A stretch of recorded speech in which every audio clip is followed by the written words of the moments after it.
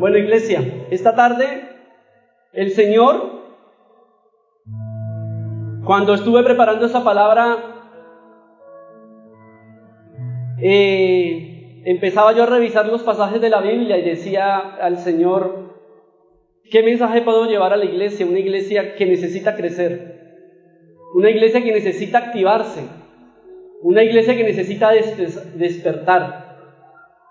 Entonces, repasando el libro de Mateo, y más precisamente repasando el Sermón del Monte, encontré una parte maravillosa, a la cual titulé Manifestaciones del Reino de Dios en la Tierra. Amén. Porque queremos que se manifieste la obra del Señor en la tierra. Queremos que los hijos de Dios estén actuando, despierten de esa somnolencia que el enemigo nos tiene, y que podamos poder llevar el evangelio a cada rincón del mundo. Por eso lo invito en este momento a que vayamos al libro de Mateo, capítulo 5, vamos a leer del verso 3 al verso 12. Leemos la palabra en el nombre del Padre, del Hijo y con la unción y guía del Espíritu Santo. Dice la palabra del Señor: Bienaventurados los pobres en espíritu, porque de ellos es el reino de los cielos. Bienaventurados los que lloran, porque ellos recibirán consolación. Bienaventurados los mansos, porque ellos recibirán la tierra por heredad. Verso 6. Bienaventurados los que tienen hambre y sed de justicia, porque ellos serán saciados. Bienaventurados los misericordiosos, porque ellos alcanzarán misericordia. Bienaventurados los limpios de corazón, porque ellos verán a Dios. Bienaventurados los pacificadores, porque ellos serán llamados hijos de Dios. Bienaventurados los que padecen persecución por causa de la justicia, porque de ellos es el reino de los cielos. Bienaventurados sois cuando por mi causa os vituperen, os persigan y digan toda clase de mal contra vosotros, mintiendo. Dice la palabra en el verso 12: Gozaos y alegraos, porque vuestro galardón es grande en los cielos, porque así persiguieron a los profetas que fueron antes de vosotros. Amén. Bueno, vamos a hablar de las bienaventuranzas. Sabemos que cada bienaventuranza trae una promesa, y muchas veces nosotros le reclamamos al Señor de esas promesas, pero muchas veces no miramos la condición que tiene Dios para podernos regalar esa promesa. Revisamos la Biblia muchas veces todos los días y buscamos promesas, y buscamos de pronto cómo ser bendecidos, pero no colocamos de nuestra parte para que podamos conseguir esa bendición. Entonces, en esta noche quiero primeramente hablarles sobre las bienaventuranzas, porque muchas veces lo vemos.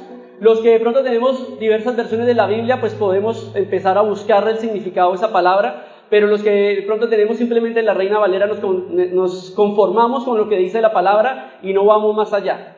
Por eso bienaventuranzas nos dice aquí, son declaraciones de la gracia de Dios. Dice que no son condiciones de la salvación o planes de acción para ganarse la entrada del reino de Dios. Y así muchas veces nosotros creemos, ¿no? Porque hacemos una buena obra, porque hacemos algo, creemos que ya vamos derechito para el cielo. Pero también dice que proviene del griego makarios, que dice que significa feliz, dichoso, bienaventurado. Dice también que califica al poseedor de la cualidad como digno de felicidad. ¿Cuántas personas felices hay en este lugar? Amén. Y esa es la invitación de esta noche, y cuando terminemos el mensaje y la palabra, esa es la invitación. Que ojalá salgamos de este lugar dichosos, felices, por lo que Dios ha hecho con nosotros, por lo que está haciendo y por lo que hará.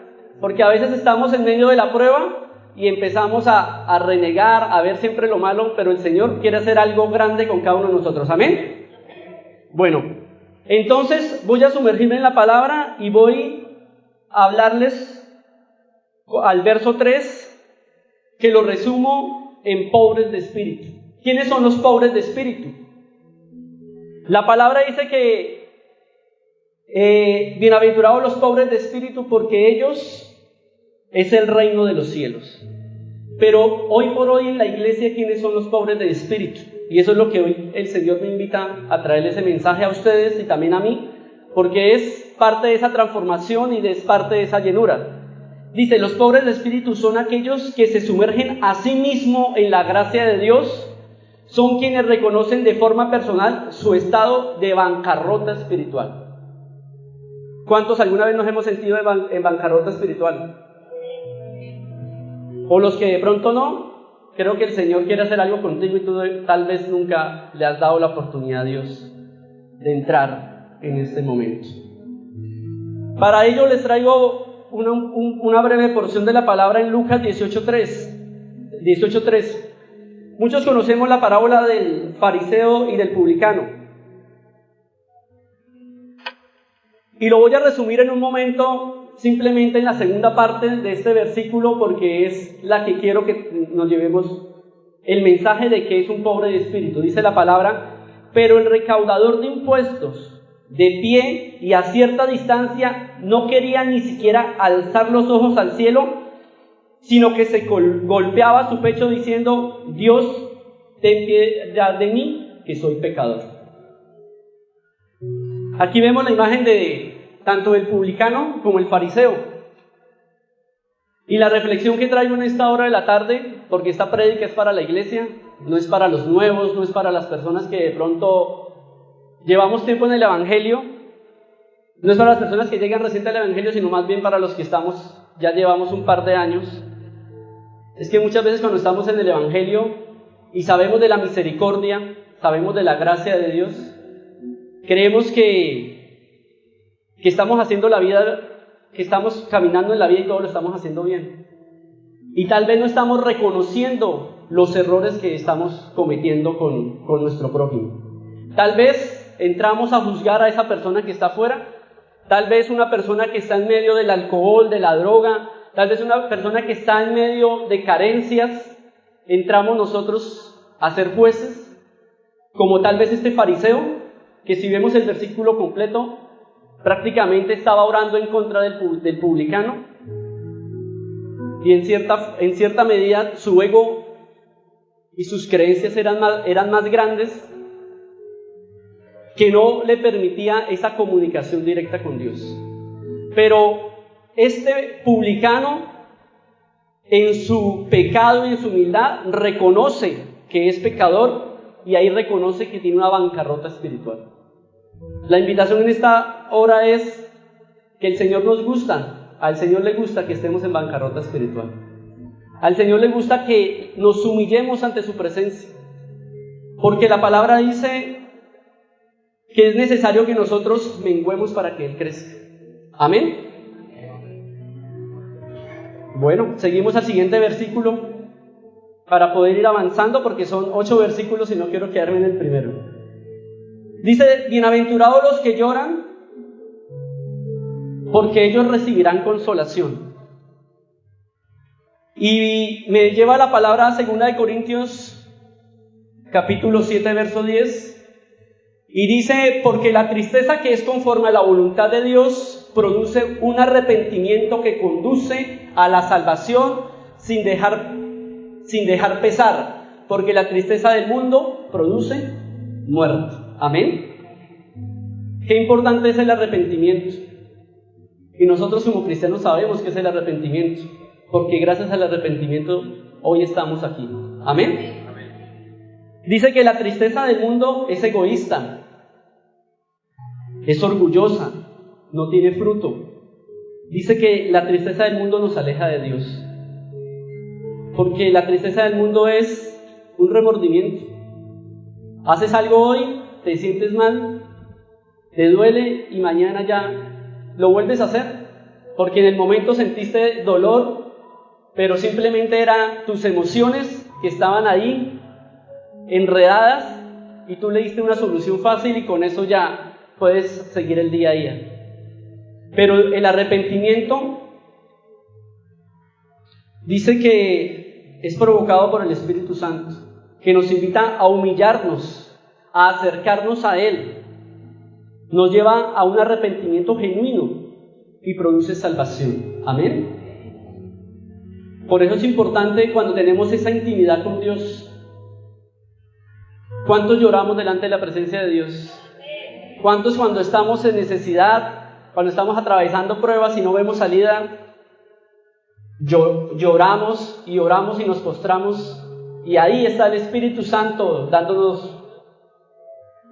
nos está confortando, nos está invitando a seguir adelante, nos está diciendo que dejemos sus cargas, dice el Señor Jesús, dejar toda nuestra ansiedad sobre Él, porque Él tiene cuidado de nosotros. Por eso es importante saber en esta hora de la tarde que el mensaje es para la iglesia. Tal vez recordar cuál fue la última vez que yo lloré en oración. ¿Cuándo fue la última vez que reconocí a Jesucristo como Salvador? ¿Cuándo fue la última vez que me postré de rodillas y le di gracias por lo que me ha dado? Porque a veces nos postramos y lloramos a la presencia de Dios por necesidad, porque tal vez no tenemos trabajo, porque tenemos dificultades con nuestros hijos. Pero cuando ese lloro es de gratitud, de darle gracias a Dios por lo que estamos viviendo, de darle gracias a Dios por lo que estamos atravesando. Porque el apóstol Pablo nos decía que debemos deleitarnos cuando estemos en las diversas pruebas. Pero ahí es cuando más, como iglesia y como seres humanos, nos olvidamos de los milagros de Dios. Si no nos quedamos simplemente en las bendiciones, pero cuando viene la prueba, culpamos a Dios. Y la importancia de ese lloro es ese arrepentimiento, el conectar con el reino de los cielos. Amén. El verso 5 nos dice: bienaventurados los mansos, porque ellos recibirán la tierra por heredad. En Romanos 12:3 dice la palabra: basado en el privilegio y la autoridad que Dios me ha dado, le advierto a cada uno de ustedes lo siguiente: ninguno se crea mejor de lo que realmente es. Sean realistas al evaluarse a ustedes mismos, háganlo según la medida de fe que Dios les ha dado. Amén. A mí este versículo y esta parte del Sermón del Monte de las Bienaventuranzas me causa un gran impacto, porque el Espíritu Santo, cuando preparaba yo esta palabra, me enfocaba la prédica hacia este lugar. La iglesia ha perdido humildad.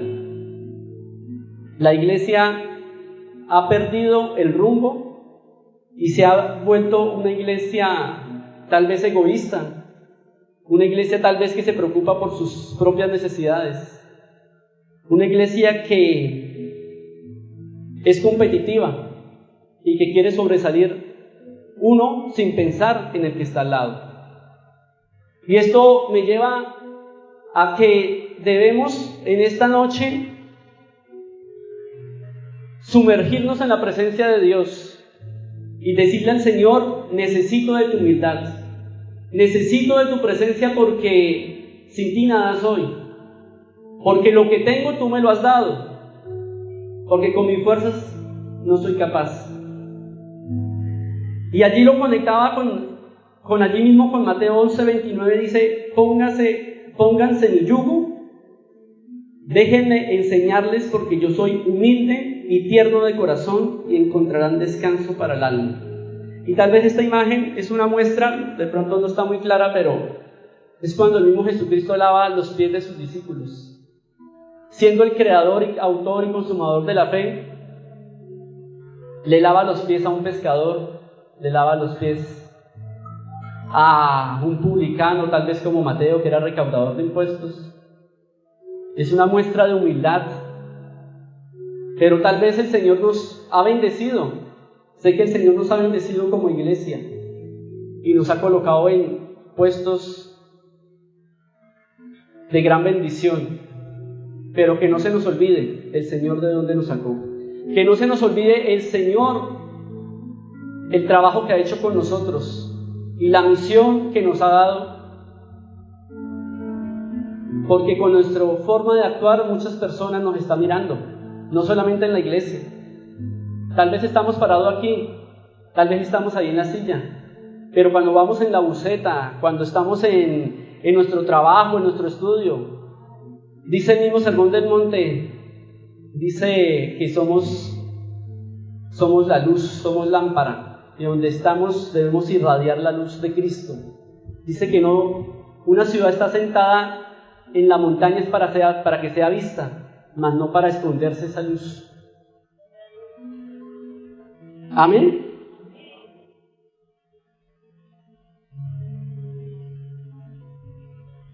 También la palabra en el verso 6 dice: bienaventurados los que tienen hambre y sed de justicia, porque serán saciados. Pero ¿cuál es esa hambre y esa sed de justicia? Esa hambre y sed de justicia es la necesidad profunda y una pasión por la justicia en todas las áreas de la vida. Muchas veces nosotros queremos que se haga justicia, pero a nuestra forma, a nuestra manera. Tal vez tenemos dificultades con un hermano, con un amigo, con un vecino, con un compañero del colegio, de la universidad, y clamamos que se haga justicia. Pero la justicia que estamos pidiendo que se clame o que se ejecute es la justicia a nuestro modo de ver. Pero dice que una persona que tiene hambre y sed de justicia busca hacer lo justo y lo equitativo. ¿Amén? ¿Cuántos de aquí buscamos hacer lo justo y equitativo? Es la tarea de la iglesia, ser justos y ser equitativos. Donde quiera que el Señor nos ha puesto, así sea en lo más mínimo, debemos ser justos. Si yo tengo una persona que la he contratado para hacer un oficio, debo pagarle lo justo. Si una persona necesita algo, debemos demostrar esa equidad que nos habla esta noche. Y no solamente saciar a veces nuestra hambre a costa del hambre de otras personas. Porque eso lo está haciendo el mundo.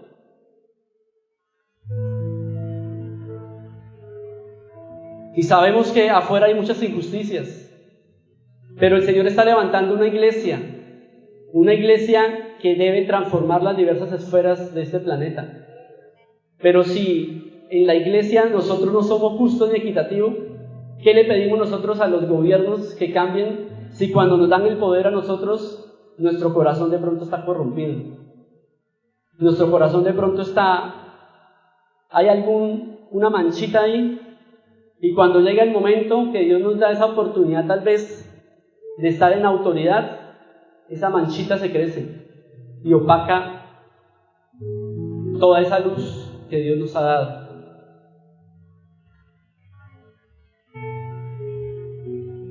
Y dice que esa justicia no es para nosotros mismos, sino para los demás. También nos dice que es una tarea difícil, porque a menudo hay conflictos y malentendidos en las relaciones humanas. Amén. ¿Cuántos enfrentamos conflictos? En la familia. Alzan la mano los que tienen problemas en la familia. Con los vecinos. En el trabajo. Yo sé que muchos. Y por eso esta palabra es muy acertada. Porque estamos enfrentando diversas pruebas. Pero el Señor nos está usando y nos está colocando de lima para muchos. También dice que eso significa ser honestos y justos en nuestras relaciones con los demás, así como en las relaciones y acciones y decisiones. Cada cosa que hagamos, hagámosla con justicia, con equidad. Y la justicia de Dios, dice la palabra que debemos colocar los ojos puestos en Jesús, que es el autor y consumador de la fe. Porque si miramos o colocamos nuestra vista en la mirada en la justicia del mundo, sabemos que la justicia del mundo es errada. La justicia del mundo tal vez es corrompida, pero la justicia de Dios es una justicia que llega en su momento. Y cuando llegue esa justicia, el Señor te va a levantar y te va a colocar en un lugar celestial. Amén. También la palabra en el verso 7 dice, bienaventurados los misericordiosos porque ellos alcanzarán misericordia. Y la palabra y el mensaje en esta noche lo quiero enfatizar en la iglesia, en mí, en ti, porque tal vez son cosas que se nos ha olvidado como iglesia. ¿Y qué es ser misericordioso? Dice, significa ser compasivo y tener clemencia hacia los demás. Compasivo. La compasión es tener ese amor por el otro, es saber que el otro tiene necesidad, saber que el otro está atravesando por pruebas y dificultades, y que yo tal vez con lo poco puedo brindarle una luz en medio de sus tinieblas. Dice, es ayudar a aquellos que están en necesidad, mostrando bondad y perdón a aquellos que nos han fallado. La misericordia no solamente es con los necesitados, porque tal vez pensamos de que vamos en diciembre, muchas personas tal vez en el mundo lo hacen, tal vez también en la iglesia algunas personas lo harán. En diciembre entonces recogemos mercado y vamos y le damos a los más necesitados, nos vamos para el anillo vial, vemos unas familias con necesidad, y decimos, bueno, estoy siendo misericordioso porque estoy dándole a los necesitados. Pero la palabra dice que ser misericordioso también es perdonar a aquellos que nos han fallado. Y qué duro es tal vez perdonar a aquellas personas que nos han herido, ¿no? Pero el Señor hoy nos está invitando a ser misericordiosos, a perdonar. Y Cristo en la cruz del Calvario dijo, perdónalos porque ellos no saben lo que hacen. Esa es la mayor muestra de amor y de misericordia. Pero nosotros muchas veces decimos, o he escuchado ese dicho, que es muy popular, dice la gente, yo perdono pero no olvido. Y ahí ya nuestro corazón está contaminado, ya nuestro corazón no manifiesta esa misericordia y podemos resultar hiriendo a esa persona, porque simplemente le digo, lo perdono pero no olvido, y pensamos volver a tener una relación de amistad tal vez, o de familia con esa persona en el momento menos indicado. Usted tiene eso guardado como una bola de nieve, y cuando llega el momento menos esperado, esa bola de nieve se va a romper. Y va a herir a esa persona y va a herir a muchas personas más. Por eso debemos presentar nuestro corazón delante de la presencia de Dios.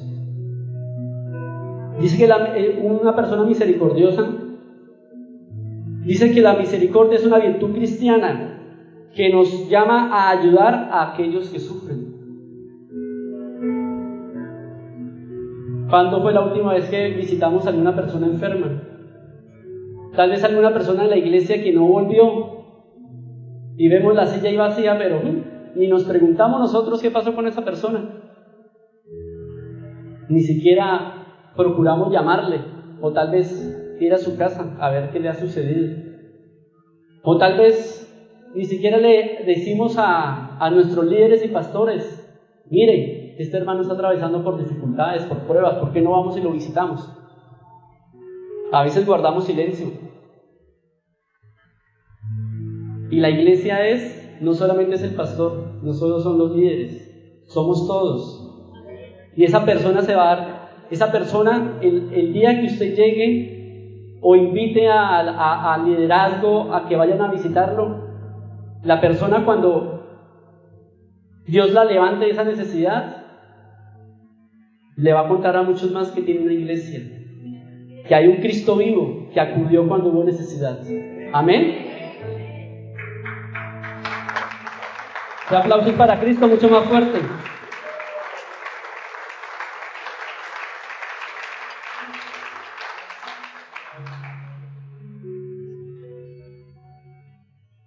Y este conecta con el siguiente versículo, verso 8. Bienaventurados los limpios de corazón, porque ellos verán a Dios.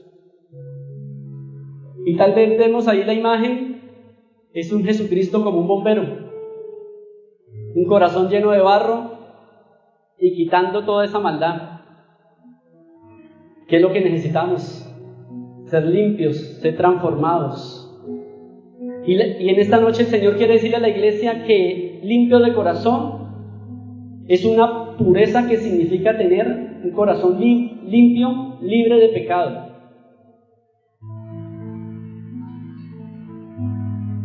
Y es procurar día a día limpiar nuestro corazón. Porque a veces esperamos hasta el fin de semana para venir a la iglesia. No buscamos a Dios, sino simplemente venimos el domingo, oramos y decimos, con eso ya me reivindiqué con Dios. Pero para ser limpios de corazón necesitamos colocarnos en oración, ayunar, leer la palabra del Señor. Y esa es la invitación esta noche, a que limpiemos nuestro corazón. Muchos dirán, no, pero limpio de pecado si cada día atravieso pruebas. Pero debemos procurar andar en los caminos del Señor. Y dice, porque ellos verán a Dios. Y ver a Dios, ¿qué significa?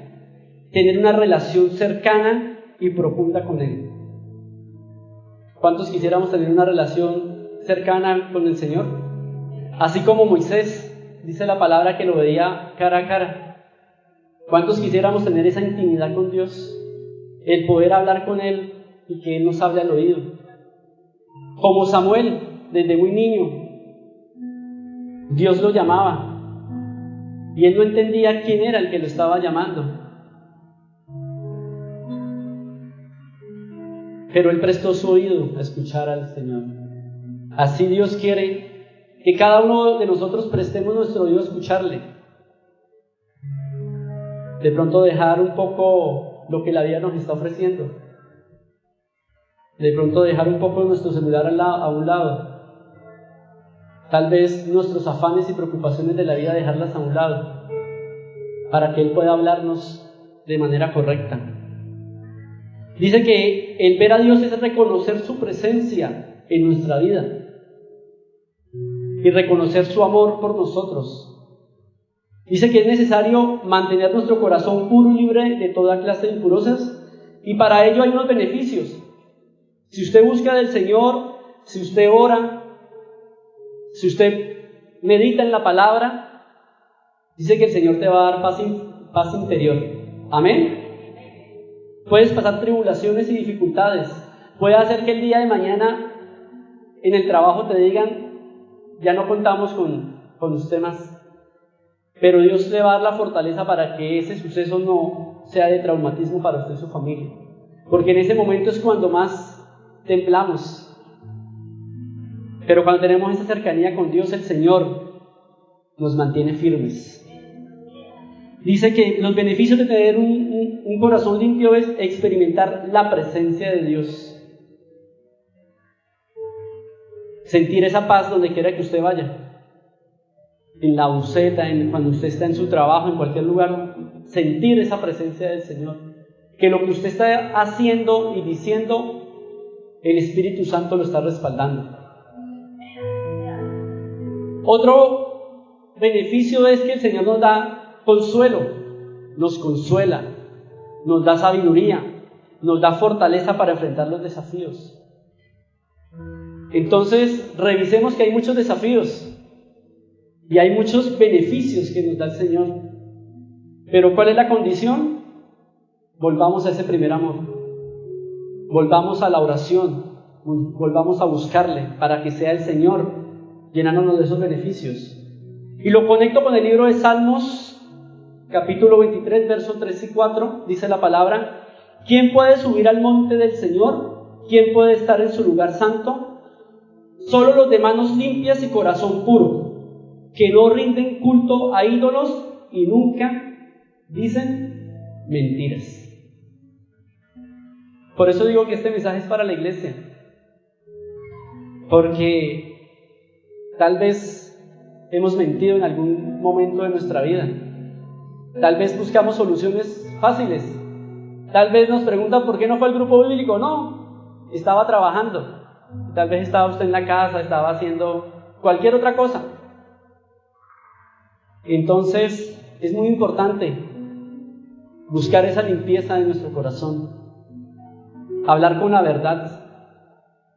Amén. Dice la palabra del Señor también: bienaventurados los pacificadores, porque ellos serán llamados hijos de Dios.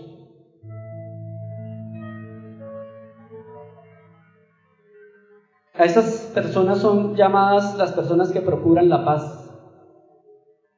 ¿Y qué es procurar la paz? Creo que ese concepto muchas veces está muy rayado en los medios de comunicación. Hablamos de paz, todo el mundo habla de paz, pero no entiende. Y como decía, tal vez un cuentachiste decía, todos hablan de paz, pero nadie se compromete. Pero dice que la paz es una habilidad de calmar situaciones tensas y de ayudar a las partes involucradas a llegar a un acuerdo pacífico. ¿Cuántos estamos en la condición de ser mediadores? ¿Cuántos nos colocamos la camiseta cuando vemos que hay una dificultad y nos paramos en la mitad a ayudar a resolver la situación? Pero con sabiduría, ¿no? Con sabiduría de Dios. Porque muchas veces resultamos que por intentar ser mediadores hacemos que las dificultades se incrementen mucho más y que la rivalidad y el problema que se está presentando sea mucho mayor. Dice, en lugar de buscar soluciones violentas o imponer el poder, el pacificador busca soluciones pacíficas que respeten a todas las partes involucradas.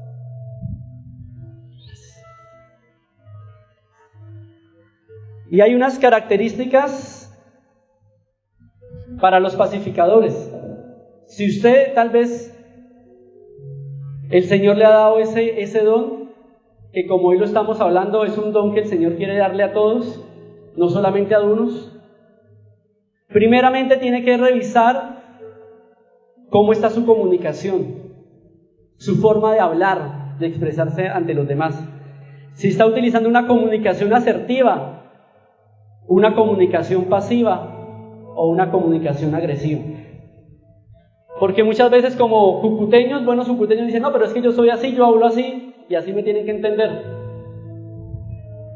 Para ser un pacificador hay que modular nuestro tono de voz. Debemos tener empatía. ¿Qué es la empatía? Colocarnos en los zapatos del otro. Es reconocer la posición del otro, especialmente cuando hay discusiones o hay situaciones de controversia. La empatía te da la capacidad de colocar tu postura, pero también pararte en la postura del otro, en su forma de pensar, en su forma de conseguir el problema, e ir a la otra parte y también pararse desde ese punto, para que Dios con su sabiduría te muestre el camino de cuál es la discordia y cómo le puedes ayudar a solucionar ese problema. La compasión, lo volvemos a repetir, es el poder, el tener los ojos espirituales y humanos abiertos, porque tal vez ayudamos a la persona más evidente, pero dejamos por alto a veces a aquellas personas que están en verdadera necesidad. Características de una persona que procura la paz: el entendimiento. Y el entendimiento va muy relacionado con la escucha. ¿Y por qué lo relacionamos?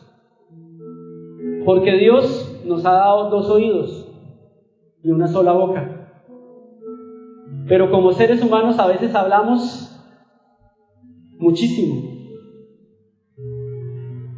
Y Salomón lo decía en los Proverbios, que debemos refrenar también nuestra boca. Y acá también yo traía, Salomón lo decía, que debemos ser prudentes al hablar, porque en el mucho hablar, en la mucha habladuría hay pecado. Entonces debemos aprender a escuchar, a oír. a escuchar a los hermanos y a escuchar la voz de Dios. Dice 1 Pedro 3, de 10 al 11, dice: pues las Escrituras dicen, si quieres disfrutar de la vida y ver muchos días felices, refrena tu lengua de hablar el mal y tus labios de decir mentiras, apártate del mal y haz el bien, busca la paz y esfuérzate por mantenerla. Amén. Amén.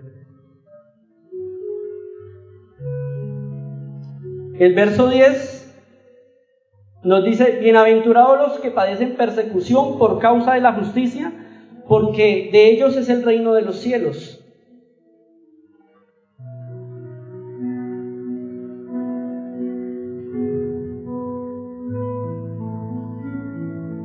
¿Y quiénes son los que padecen persecución?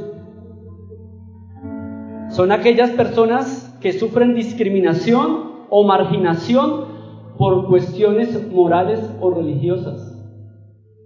Y hoy lo estamos viviendo. Y esta imagen es una imagen un poco fuerte, de pronto no se logra ver, pero es como en otros países los cristianos están siendo asesinados por sus creencias.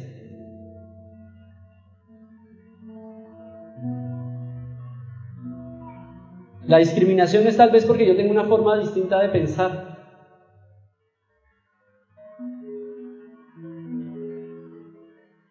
Y es importante nosotros también como iglesia, porque claro, vemos la imagen y dicen: no, eso sucede tal vez en otros países, eso tal vez es allá porque allá no aceptan los cristianos. Pero esa persecución y discriminación la vemos en la iglesia. Muchas veces no aceptamos al hermano, tal vez lo criticamos, lo cuestionamos, tal vez porque su liderazgo no es el mejor liderazgo, entonces empezamos a decir: no, era mejor el líder que yo tenía. Y a veces creamos por decirlo, un complot de los mismos grupos bíblicos. No sé si esté pasando en esta iglesia, pero somos seres humanos, en todo lugar el enemigo ha llegado para crear división.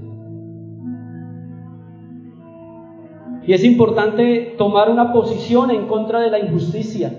Si usted ve que está pasando eso en su grupo bíblico, si está pasando eso en su trabajo, si está pasando eso en su vida, es colocarle un alto. Es colocar su posición en contra del pecado y de la corrupción. Porque también para nadie es una mentira que el mundo está lleno de corrupción. Y nosotros, los hijos de Dios, estamos siendo invitados a pararnos en la brecha y decir y reportar estas anomalías. Dice que en tiempos de injusticia o opresión es importante que los cristianos se unan, que es importante que nos unamos como iglesia. Pero muchas veces cada quien va para su lado. Entonces la red 1 está compitiendo contra la red 2 y está compitiendo contra la red 3. Entonces la red 1 dice: yo bauticé 10, la red 2 dice: yo bauticé 5, y la red 3 dice: yo bauticé 20. Y ahí ya empezamos a ver competencia. Cuando la competencia es sana, nos invita a crecer como iglesia y a colocarnos la camisa y a comprender que el Señor quiere que haya crecimiento. Pero cuando hay discriminación, cuando lo hacemos simplemente es con un recelo, con una envidia, pues ahí no está la presencia de Dios. Dice que en tiempos de injusticia es importante que los cristianos nos unamos para defender los derechos de los demás y para hablar en contra de los abusos. Amén. Tal vez al lado de su casa hayan dificultades, violencia intrafamiliar, pero usted dice: yo ya me acostumbré a escuchar los golpes, la pelea, y no hago nada yo ahí. Y también Dios nos ha colocado una justicia terrenal. Usted puede reportar ese caso. Sé que es difícil, porque la justicia del mundo no es que actúe, pero usted tiene la capacidad y la obligación de reportar, porque sabemos que hay personas que están siendo agredidas y debemos actuar conforme a la palabra de Dios. Y orar también por esas personas. Tal vez no nos llevamos bien con esos vecinos, pero bueno, colocarlos en oración, ayunar por ellos, y el Señor hará la obra. Amén. Segunda de Corintios 12:10 dice: es por esto que me deleito en mis debilidades y en los insultos, en privaciones, en persecuciones y en dificultades que sufro por Cristo, pues cuando soy débil, entonces soy fuerte. Tal vez seamos discriminados en nuestro trabajo, en nuestra universidad, donde quiera que el Señor nos ha colocado, pero dice que Cristo está ahí con nosotros, dándonos fortaleza. ¿Cuánto lo creen? Bueno, y llegamos a la conclusión, porque la palabra nos decía que las manifestaciones del reino de Dios en la tierra. ¿Y cómo quiere manifestarse Dios? Con que usted empiece a cambiar su forma de vivir. Y para ello dice, Dios quiere una iglesia, primero, que sepa analizarse a sí misma. Que nos miremos nosotros mismos cómo estamos viviendo, cómo estamos actuando. Que dejemos de pronto de mirar al otro. Porque Jesucristo lo decía, muchas veces miramos la paja que está en el ojo de nuestro hermano y se nos olvida la viga que tenemos en nuestro propio ojo. Dios quiere una iglesia que sepa analizarse a sí misma. Dios quiere una iglesia que tenga sensibilidad. La sensibilidad para escuchar la palabra de Dios y la sensibilidad para reconocer la necesidad del otro. Dios quiere una iglesia que no tenga altivez. Una iglesia que sea humilde. Y la humildad no es que yo no debo vender todo pues para vivir en humildad, no. La humildad va en el carácter, en la forma como usted se exprese con el otro. Puede usted tener el mejor trabajo, el mejor vestido, pero el hecho de saludar a un hermano, de preguntarle cómo está, ahí está la humildad de Cristo. Dice que Dios quiere una iglesia que sea honesta y que sea justa. ¿Qué tan honestos estamos siendo nosotros? Que sea compasiva, ya lo habíamos dicho, que procure tener un corazón limpio, que sirva de mediadores, que alce su voz defendiendo los valores cristianos. Y con todo esto podemos ir a Mateo 28, 19, 20. Si quieres ese sí me lo proyectas. Mateo 28, 19 y 20. Dice: por lo tanto, id y haced discípulos a todas las naciones, bautizándolos en el nombre del Padre, del Hijo y del Espíritu Santo. Siguiente. Enseñándoles que guarden todas las cosas que yo os he mandado, y he aquí yo estoy con vosotros todos los días hasta el fin del mundo. Amén. Entonces el Señor en esta noche quiere una iglesia que vaya a ser discípulos. Pero para ir a ser discípulos debemos preparar nuestro corazón y nuestra vida. Amén. Bueno, cierre sus ojitos, vamos a orar. Para que sea el Señor trayendo esa transformación. Para que el Espíritu Santo esta noche entre a su vida, a su corazón. Para que el Espíritu Santo esta noche inicie el proceso en su vida. Cuando usted hizo la oración, Él empezó el trabajo. Pero tal vez nos pasa como las edificaciones. Inició el trabajo y quedó en obra negra, porque le quitamos las llaves al Señor y no lo dejamos seguir trabajando. Hoy vamos a entregarle las llaves al Señor. Amado Dios y Padre Celestial, a esta hora presentamos a tu iglesia, Centro Cristiano Cordialidad, Señor. Te pedimos, Señor, que seas tú, Señor, manifestando tu reino aquí en la tierra, Señor. Aquí están estos hombres y mujeres, Señor, que se presentan ante ti, Señor, como obreros dignos, pero te necesitan, Padre amado. Que seas tú, Señor, llenando su vida y su corazón de tu presencia, Espíritu Santo. Que seas tú, Espíritu de Dios, paseándote en cada corazón. Que seas tú, Espíritu Santo, haciendo la obra. Que seas tú renovando, Señor, ese pacto, ese compromiso que hiciste con nosotros cuando tomamos la decisión de servirte. Que seas tú, Señor, revelándonos día a día que eres un Cristo vivo que habita en medio de nosotros. Te damos la gloria y la honra en el nombre de Jesús. Amén y amén.